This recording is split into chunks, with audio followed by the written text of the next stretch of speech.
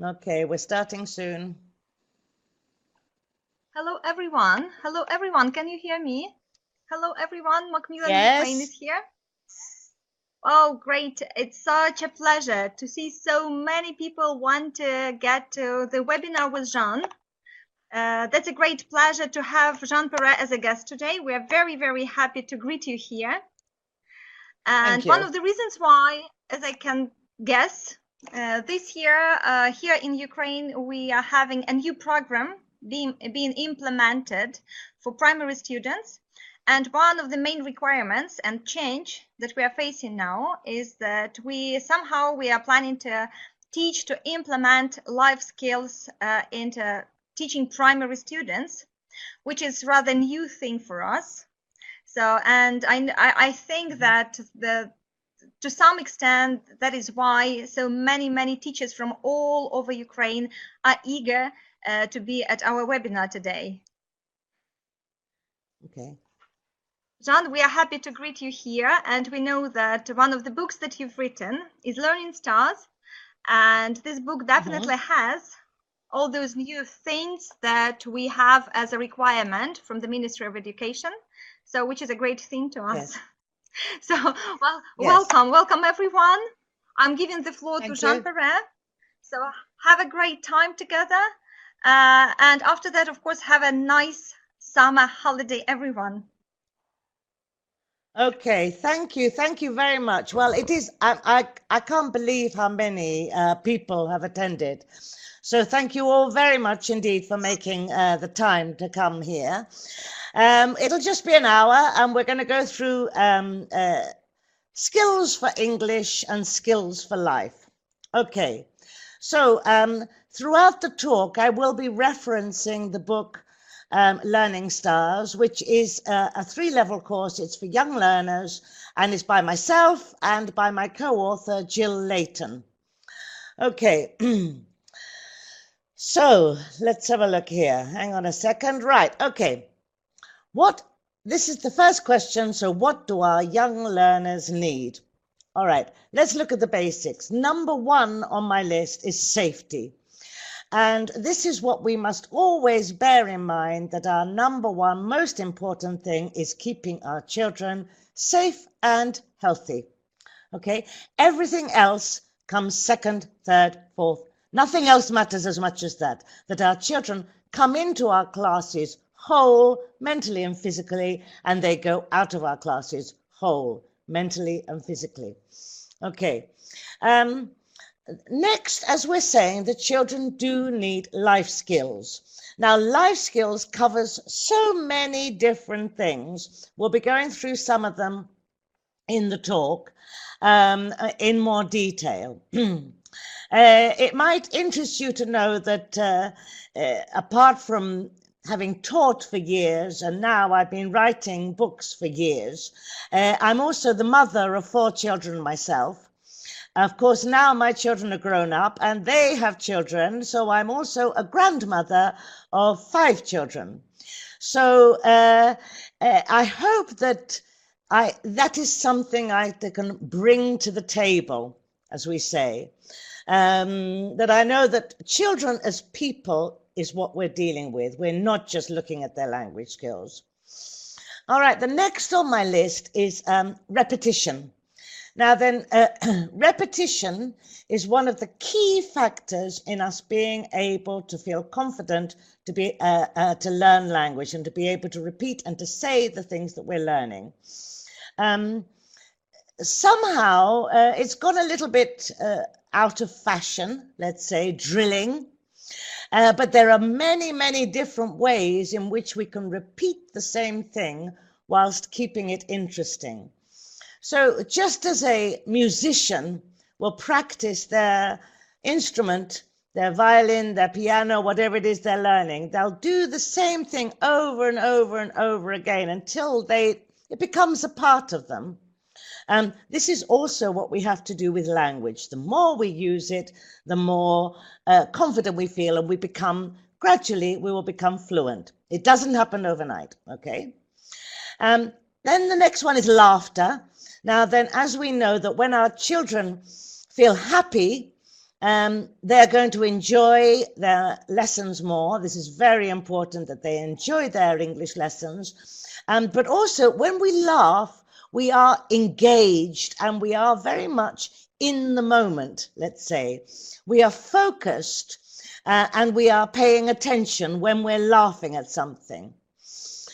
So we do need to have fun, okay? And then time. We need time to absorb things. As I said, we're not going to learn English overnight. They're not going to come out of the first year of English lessons being able to speak and read and write and do everything. Whatever they do, they have to have time to absorb. They have to have time to repeat. They have to have time to be able to make mistakes as well, okay? And we need time as well. I always think it's much better to do a little less in your lessons and have time to do and to enjoy what you are doing rather than trying to cram too many things in. All right, and then children need to feel confident. They need to feel confident with the language that they're learning, but they need to feel confident as people, okay? So this is something that we can do as teachers is to bolster them up. Then, of course, the reason that they're in our lessons is because we want to give them all the different language skills. So we'll be going on to that, how we do that step by step and in a cumulative way through Learning Stars. Children absolutely need action. You can't have them just sitting down the whole time. They need to be up and doing things. There's a lot of things that you can do that are interactive while they're sitting at their desks, but they do also need to get up and move around. Children need attention. They need our attention, and they also need to learn to pay attention. Now then, very young children, like 1 year old, 2 years old, they have an amazing attention span. A little 2-year-old, a little 1.5-year-old will walk along the street with you, and it'll take hours to walk along the street because he or she will be wanting to look at the pebble. He'll be finding a little flower. He'll be interested in somebody's shoes. They have an amazing attention span. So what happens is because they are so absorbed and interested in everything that we as parents, when they're 1, 2, 3 years old, we start saying to them, hurry up, hurry up, hurry up, hurry up, hurry up, hurry up, hurry up. Come on, we've got to get to school. Come on. Don't take 3 hours brushing your teeth. Hurry up, hurry up, hurry up. Okay. So this is obviously a necessary part of life. We can't have children taking forever to do anything. They have to learn that they have to do things within a certain time limit. We don't, unfortunately, have all the time in the world because the bus won't wait for us. The lesson won't wait for us. The movie we want to watch won't wait for us. People won't wait for us. We have to be courteous. We have to be places on time. We have to learn to be punctual, and we have to do stuff quicker than a little one will do. So what happens is that we've hurried them up, and then we're amazed when they're not paying attention. So then we have to calm them down again. Okay? So basically, we're going for children who have full-on attention, to hurrying them up and then calming them down. So when they're in the school, they're past the full attention stage, and we've got to give that back to them again. Okay? And then last on my list is the most important, I think, is support. So it's support in terms of materials. It's support in terms of place, so that children have a place to do things. And not every child does have a place to do their homework or to do their reading or writing. It's something we can encourage. But most importantly is the emotional support. That when a child knows that the teacher has, as we say, that we've got their backs. Yeah, we're there for them. We're with them. We want them to succeed. And we will support them through thick and thin. Okay. And this, I think, knowing that the teacher is there for you, whatever they do, if it's good or bad, that we will always support them. Yes, we will guide them. We won't let them just do everything, because that's also our role. But I think this is one of the most important things we can give to our children, this support. Okay. Let's talk about concentration a bit. It's said that children can, generally speaking, concentrate for about 2 to 5 minutes for each year-old they are. So let's look at ages 6. That means that children are capable of concentrating for between 12 to 30 minutes. Now then, that's quite interesting if you look at the disparity between the children who are not concentrating so much. 12 minutes, that's quite a short time. 30 minutes is almost a whole lesson. So obviously we have to tailor our activities so they're not going to be much longer than 10 or 15 minutes, okay? You don't want to have one activity that's going to last 30 minutes and expect everybody to be able to pay attention for that time. So I think it's quite interesting to see the smallest kid, the smallest time concentration. Yes, that's right. And it depends on the child as well. It depends on the child. And it depends on the activity as well. But so I think it's something for us to bear in mind that. Okay, so how can we help children to pay attention? Well, in the photo, you can see 2 of my grandchildren. That's Aria and Konstantinos. And the photo is taken when Ariadne was given her first desk. This is at her home. And her other grandmother bought her this lovely desk as a birthday present. Now then, my point is that actually, she is very, very lucky to have such a lovely space for her to be able to work and play in at home. And I know for a fact I've been very lucky. I've traveled all over the world with my job. And I know that quite often you get parents saying, oh, my child won't concentrate, my child won't do his or her homework, he never wants to do something. And you know that the child's living situation is cramped, maybe. And that maybe they actually don't have a designated place for the child to work or play, okay? So as somebody said here, not all parents can or want to do this. It's true, you see. So I think this is something that some people can't afford to have a child's own bedroom and a desk. We've got to be aware of this, okay? And for other people, it hasn't occurred to them that actually not having a designated space will help the child do the homework, okay, or hinder the child from doing the homework. So I think this is something that we can work with the parents with, okay?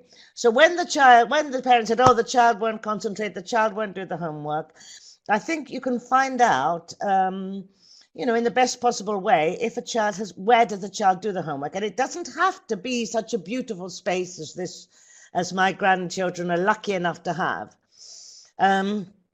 It can just be a space at the kitchen table. But it would be good if the television's turned off, or the radio's turned off, or the laptop's turned off, and the phone's turned off, and they just have some time to do it. So I think this is something that we as teachers need to be aware of for what's happening with the children at home. Okay, I can see lots of people agreeing with this, and I think it's something that the parents themselves often, it hasn't occurred to them, that it's the space that is lacking. Okay, all right, okay. Then, of course, we can encourage children to focus. I've got here 2 very simple games. The first is a game, some people call it Kim's game, and some people call it the tray game. So you put these different items on the tray. Of course, you could use flashcards and you could name the items. So this could be a vocabulary learning exercise as well. So the children look at the tray for a certain amount of time. You give them 30 seconds to look at the tray. And then you cover it with a cloth and they close their eyes, and you take away one item and you take off the cloth and you reveal the tray, and they've got to guess what is missing, and they've got to remember what is missing. All right. So yes, I can see that a lot of you know this game. It's a very useful one, and it's very good. And of course, they make mistakes. Nobody knows what's missing the first time, and they get better and better. So they're training their brain. And the second one is just this. Oh God, I've forgotten the name of the game. What's it? A matching game. A matching game with the cards. Yeah, where you put the cards. You have two of each card. Two of each picture or two of each word, the memory games, and you lay the cards out face down so they can't see the picture, and each child turns over two cards, and if they're a match, then you keep them. And the idea is to get them to remember the position in the card. Somebody said, from what age is this activity used? Well, you know, you can start doing these games from like 3 or 4 years old, really. You can start training them, but I mean, from 5 years old, they can definitely do these games and they'll really enjoy them. And as I say, they're good for vocabulary work as well. Okay. And then, of course, to encourage children to pay attention, we have to show that we also pay attention. Okay. So, I'm sure that many of you will relate to the picture of the multitasking teacher up there, throwing all her things around. We often show the children that we're very busy, because we are very busy. We're trying to do everything. But it is also good to show the children that you want to sit and read and write yourself, okay? And how to be still and how to have time. I know that when the children are doing an activity, it's sometimes tempting for you to get up and go and put up pictures around the board, do some marking, do something. But I think it's quite good for them to show that you can be still as well. And then read to them, of course. It's still true that the main way that we learn to read is by being read to initially, all right? And so making reading an enjoyable activity, and as I say, don't confuse reading with reading comprehension, okay?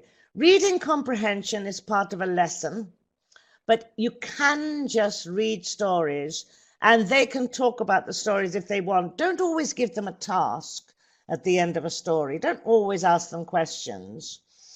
Because sometimes, again, as I say, we need time for things to sink in. And you don't always want to be asked a question as soon as you've read a book, do you? I don't. You know, we read all the time. We don't want a reading comprehension when we've just read a novel, do we? So, you know, do the same with the children. Just let them enjoy it and have reading for pleasure. And then reading comprehension activities in the class, yeah, that's different. You can do that for them later as they grow older, yeah, and they're learning to read in English. Okay, as I said that our children need to pay attention, but to get a child's attention, we must pay attention to them.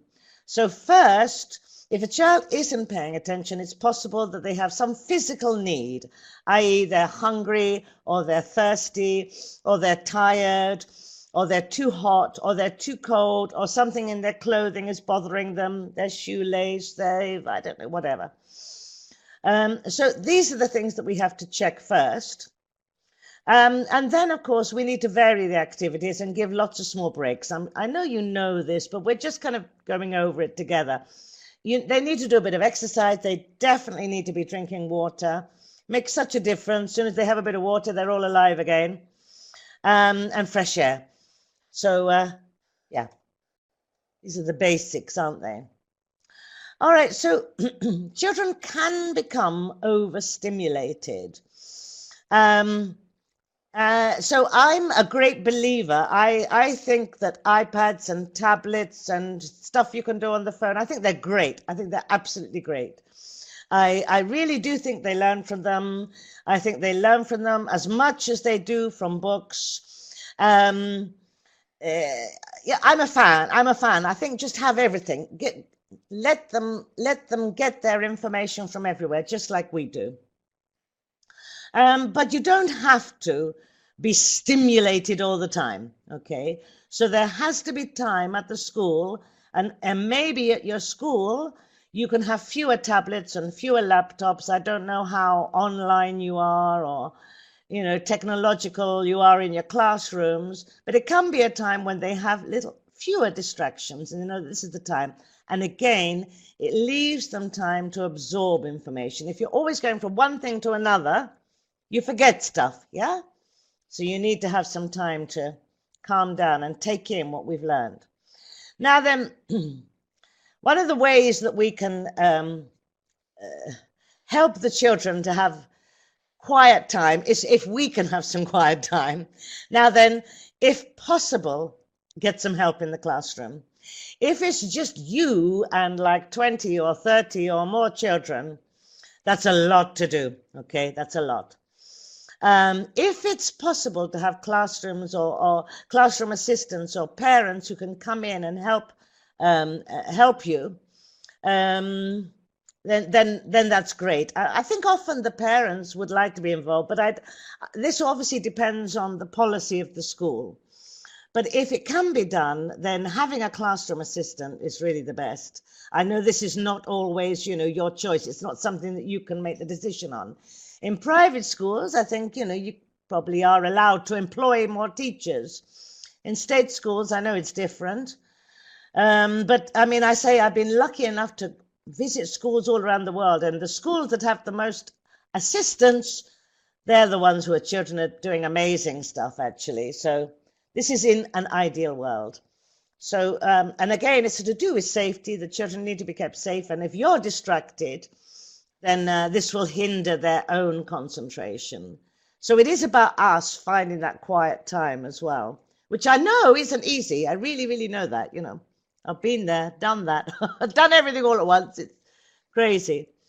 All right. So if it's not possible to have help, then I suggest doing fewer activities. And I know that we all have syllabuses that we have to finish, we have to get through. But you don't have to do every exercise in every book, You can leave some things out. The main thing is for them to have it's better for them to have some downtime than for you to be chasing your tail and trying to get too much accomplished. And then if you involve the parents, very often, the relationship between what the teacher is trying to do and what the parents expect, very often that is a difficult relationship. So I think it's important for us to talk to the parents about your expectations for the children, and then how they can help with this at home. So not doing extra. Sometimes they think they're helping by demanding more, but I think they need to know your outcome, what you expect. And I think you should keep your language skills outcome a kind of medium to low, okay, so that you have time to do all the other stuff, the creative stuff and the life skills and everything, all right? So, for example, in the first year, you can explain to the parents that the children will learn to sing the alphabet. And they will say, oh, they can't say it. Never mind, they can sing it. If they can sing it, they know the alphabet, yeah? The parents have to be told, actually. They have to be kept informed. Yeah, parents are often reluctant or busy. So I think that sometimes maybe you need to do a handout for them at the beginning of the year. Once you have it clear in your mind, there's some people here telling me about their assistants and not assistants. Yeah, but once you have it clear in your mind what your aims for the children are for this year, and Learning Styles will help you. It's got it all in the teacher's guide. It lays out the lesson plans and what you can expect, the goals for each lesson. Definitely go to the teacher's book of Learning Styles, and you will see that the goals are definitely not too high. Within reaching those goals, you'll be doing lots, but the actual goals are quite low, okay, so that you can do it. All right, okay, is it okay to teach a group of 27 students, someone says? Oh God, it's hard work, but yes. At my primary school in England, When I was growing up, one teacher, 45 students, and we all did well, you know, we all did well. So times change. Okay, so we're going on a little bit to life skills, and this is an old thing. I don't know if you can see it, but it says age-appropriate chores for children. So this is these accumulate. So from ages 2 to 3, they can put toys in the box. They can fold washcloths, they can set the table. Ages 4 to 5, they can do that, and they can water the houseplants, they can make their beds, they can put away toys, they can prepare simple snacks, absolutely. Ages 6 to 7, which is what we're talking about, they can match clean socks, they can rake leaves, they can gather trash, etc., etc. So we can start to expect our children to do a lot, okay, to be helpful and involved, okay, in the classroom. So here are some children in the classroom. There we are, helping tidy up the classroom. A child at home pouring his own milk on an overflowing bowl of cereal, making sandwiches. Now, these are all things that are in Learning Stars, okay? We have got it stuffed full of life skills, but it's all to do with English. So here, our lesson here is to do with making a healthy lunchbox and making healthy choices. So it's a vocabulary learning lesson. Of course, you're going to be learning cupcake, lolly, cheese, milk, water, roll, bread roll, etc., etc. And the children will be making choices about what they should eat every day and what they should just eat occasionally, okay? And we know that children would like a cake, but they can be told that they can have a cake once a week or a lolly once a week. They're not going to have a lolly in their lunchbox every day. They can have a lolly as a special treat, okay? So as I say, we're learning vocabulary, but we're learning a life skill of making a healthy choice as well. Now, here's something you can actually do in the class, okay? So making a sandwich. Again, this is actually like a sort of a comprehension, a puzzle here. They've got to choose which piece of bread they're going to choose first. They've got to look at the pictures. They're starting to make these decisions, okay? Developing their thinking skills here. But of course, this is something you can actually do in the class. You can bring in a loaf of bread, you can bring in cheese, you can bring in tomatoes. You can show them that, you know, they have to wash the tomato before they slice it. They can slice a tomato with a not sharp knife. We have plastic plates. These are all actual life skills. So one day they can say, don't bring in your lunchbox, we're going to make lunch for you. All right? Okay, so this is, and you'll be talking about it in English as well. So somebody's saying, so, you know, English is not your mother tongue. I absolutely understand this. And Learning Stars is developed exactly for this reason. So here, all the children need to learn is, okay, bread.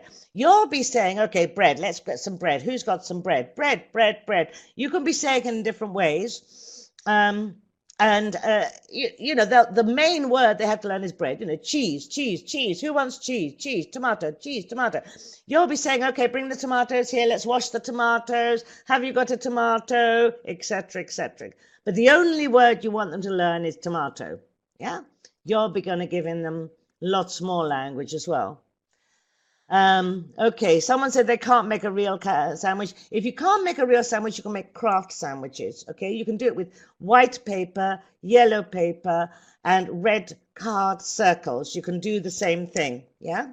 You can do the same thing with craft ideas. I understand that these things are not always possible or not allowed at school, okay? And there are more life skills here. So this is, of course, about being clean. This is from Learning Stars 2, a B. I don't know, well, there's a little Learning Stars. There's Learning Stars 1 and there's Learning Stars 2. So this is the last, the third level, the final level of it, where we've got words on the page. We've got text here, okay? So they're eating with clean hands. And again, these are things that we can do together. You can go to the school bathroom together. and they can all wash their hands, and they use the soap, and they rinse their hands, and they dry their hands with a towel. And then here you've got a little comprehension thing. They've got to think, what is clean and dirty? Your words here are clean and dirty, okay? Clean soap, clean towel, clean water, dirty towel, etc. Okay, so yeah, these are stuff that you can do together, and I would actually do them.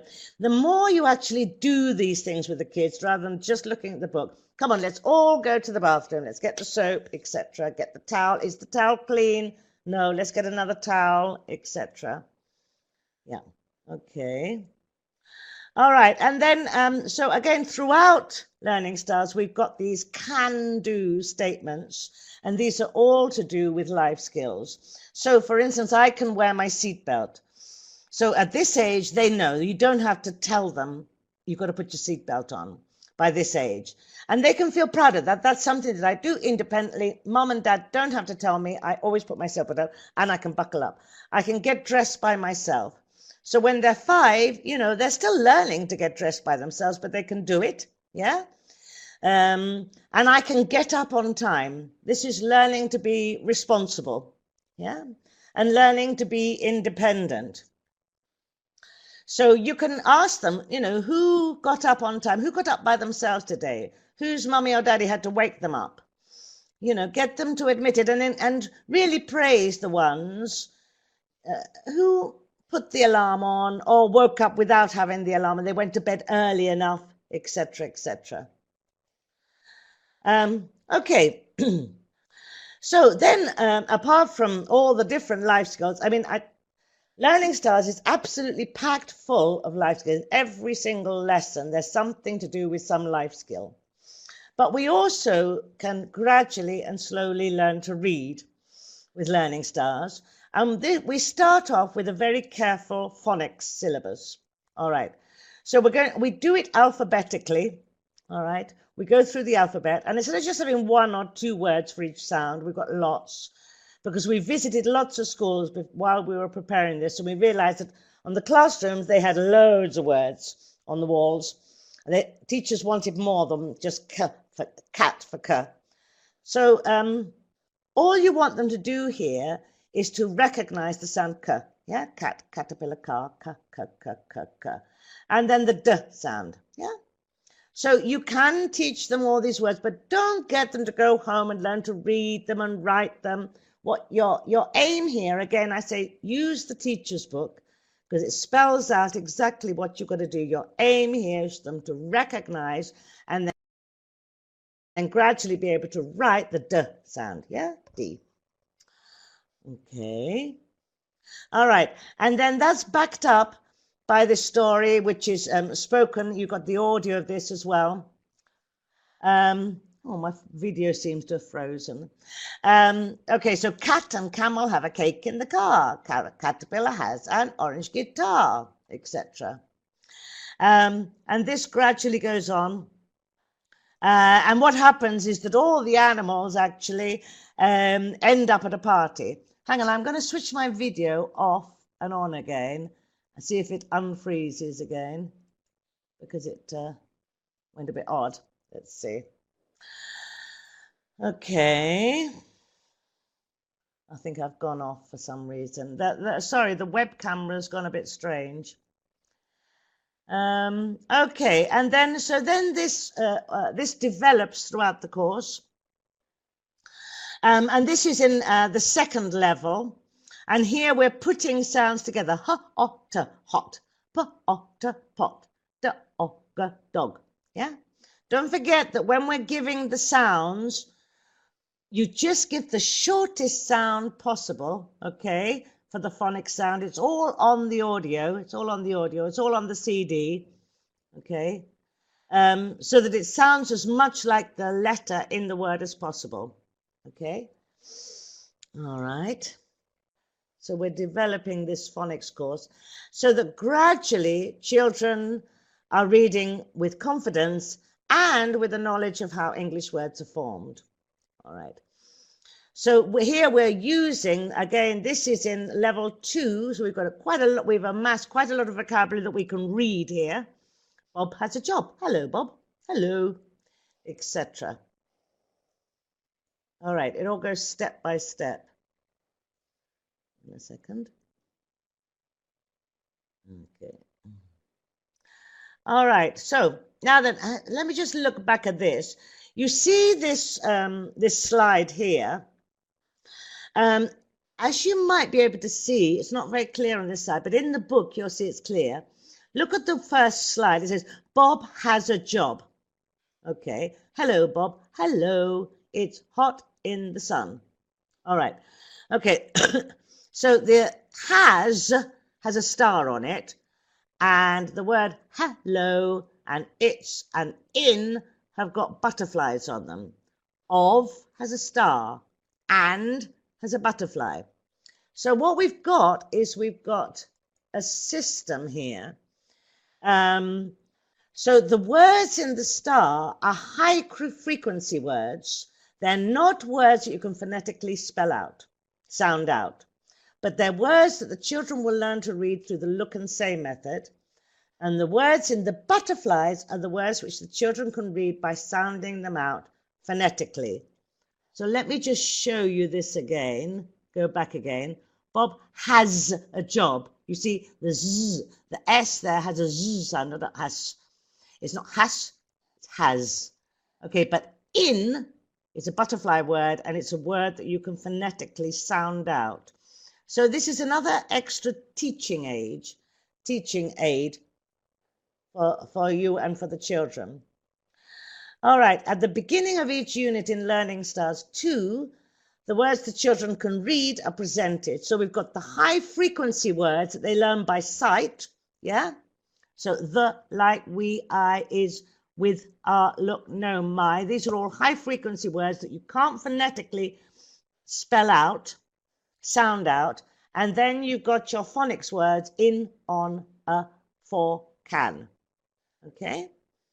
So these are the words that gradually the children will be able to look at the text and learn to read. By the end of level 2, they'll be able to read all these words. Okay? And we've got it in the text, we can go home by bus or by taxi. How much you use the symbols of the stars and the butterflies for the children is up to you. Okay? It's there for you as a teaching aid. You can use it or not, it's up to you. All right, and here's another example. Here you've got your high frequency words there and your phonics words there. All right, so now we're coming on to also how we can improve our language skills. Sorry, I'm just going to take a second to see if I can get my webcam working again. All right, let's see if I can do it again. All right, no, I don't think it's, it might come on again. It's a shame because I've got the real live Horsey here. I've got the real live Horsey here, who you can't see. He's here sitting with me. Never mind. If my video comes back on again, you'll see the real live Horsey puppet. So using puppets in the classroom, Horsey is one of the main characters. Okay, he's along there with Lily and Jack, the children. And he gets up to all sorts of fun. So we've got our main character who is presenting the language. Here we're learning parts of the body. Okay. And here what he's doing, actually, he's making the children tails so that they can be like him. All right. So why should we use puppets? Well, for a start, puppets can repeat the same question again and again and again. All right, so again, this is one of the ways that we can do the repetition. He can ask again and again without it sounding silly. He can make the same mistakes and experience the same difficulties as the children. And also, a puppet can show emotions which children might not want to admit to in class, like shyness or reluctance or fear, for example.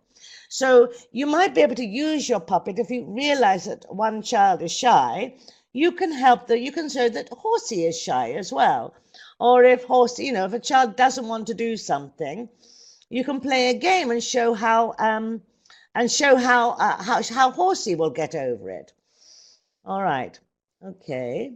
Other things that puppets can do, they can Safely demonstrate the consequences of not obeying school rules. So, for instance, if a school rule is don't run in the corridor, you can show that what will happen is if you run in the corridor, you'll fall over, and you can make your puppet pretend to run and then fall over.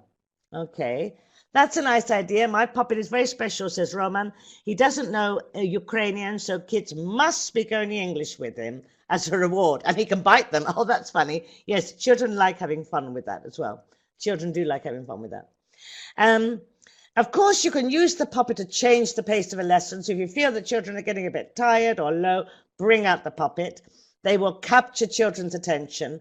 And puppets will encourage imagination and creative thought and action as well. Yeah, I think that is a very good idea, to make your puppet an English-only puppet. He's the one, she's the one. Yes, and children can make their own puppets as well. So, and you can use toys as well. You don't have to use puppets. All right. So here's, Teddy showing how good he is at wearing his seatbelt, or Dolly showing that she can wash herself, etc. These are all learning tools.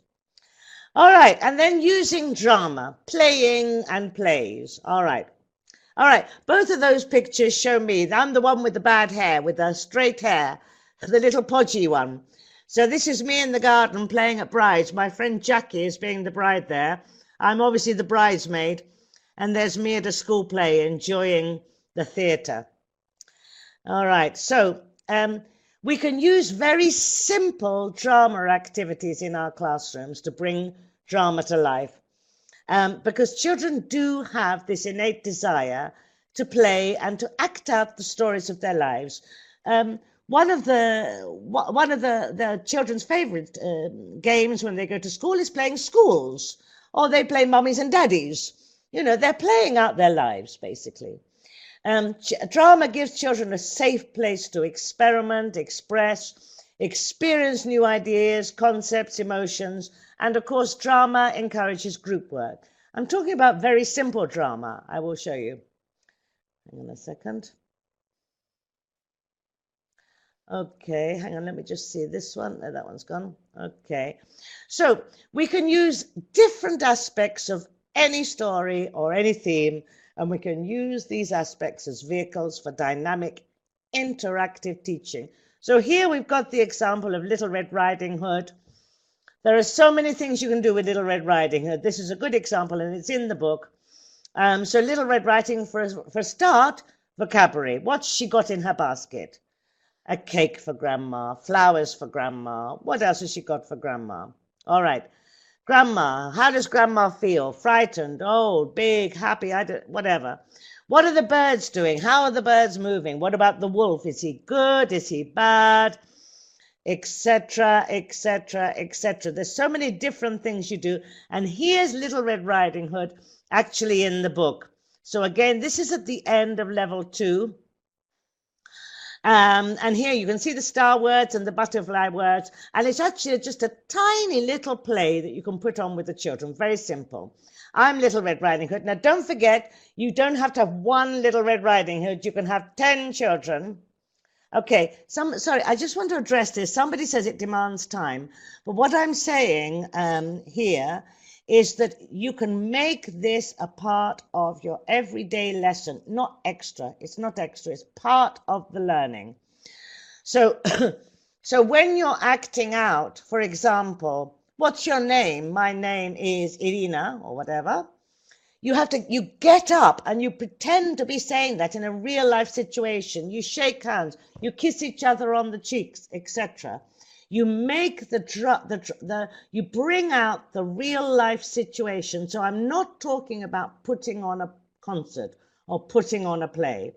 Now, this very last lesson, I'm suggesting you could do this right at the very end, okay? But you can make every single thing that you say, you can put it in context by using drama, yeah? So if you're teaching the word cold, okay, so it's cold, I feel cold, it's cold today, or it's rainy today. You can act out that it's raining, or you can act out that you're shivering and you feel cold. If you feel that if you're teaching hot, act out that you're feeling hot. What do you do when you're hot? So I absolutely don't want you to think this is an extra activity. I'm talking about this being how you present the language, present it in a dynamic way, okay? And there are all these ideas for how you can do this in the teacher's book as well, okay? All right, so a very, very simple lesson. You're not my grandma. Help, they've all got to react, all the children. And again, don't forget you can have 10 children, 10 little girls being Little Red Riding Hood, 10 little boys being the wolf. You don't have to choose one child for each role, okay? They can all have multiple roles. All you've got to do here, let's just go back again. All the children are going to learn to say, I'm Little Red Riding Hood, okay? They're all going to say that. We can have 10 of them saying, I'm Grandma. They all dress up. Okay. Okay. All right. And then, of course, if you're going to do drama, within learning styles, we have masses and masses of songs. There are songs all over the place. There are songs and chants. And if you can add music to your lesson, you can add a beat, and it doesn't have to be an instrument. You can have body beats, yeah? You can all bang your knees or clap your hands or just tap the table. You don't have to have these expensive instruments. And you're there. Right, well, that is it from me. Sorry, let me go. There we are. That's me with my little Constantino. So I finished there. Yes, and you can add dances as well.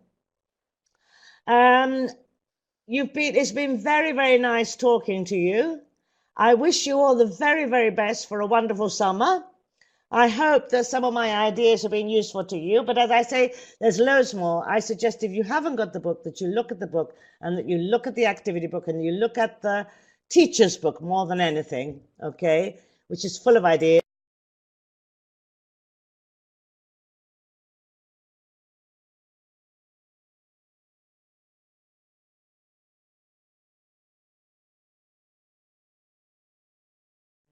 Dear Jeanne, we are so happy and so grateful for your presentation. Now I'm sure we feel much better equipped and better prepared for the new school year. Thank you so much. So dear colleagues, we are planning to have our certificate very soon. You will see a reference somewhere in the chat. Yeah, here it is. Look in the chat, you have blue reference. Please press it and you will be able to fill in the form and get your certificate easily onto your computer. Okay, does it make sense to you? Is it clear? Okay, thank you for coming. Have a great summer holiday. We hope to see you all on the 22nd of August, where we are planning to have a very big conference here in Kiev, back to school. We hope we will provide you with more inspiration before new school year starts, but you don't have to remember this day because you will be informed through your emails. So you can contact always us at our telephones or emails. So thank you very much for joining our webinar. Thank you, Jeanne. Have a great summer. Bye-bye.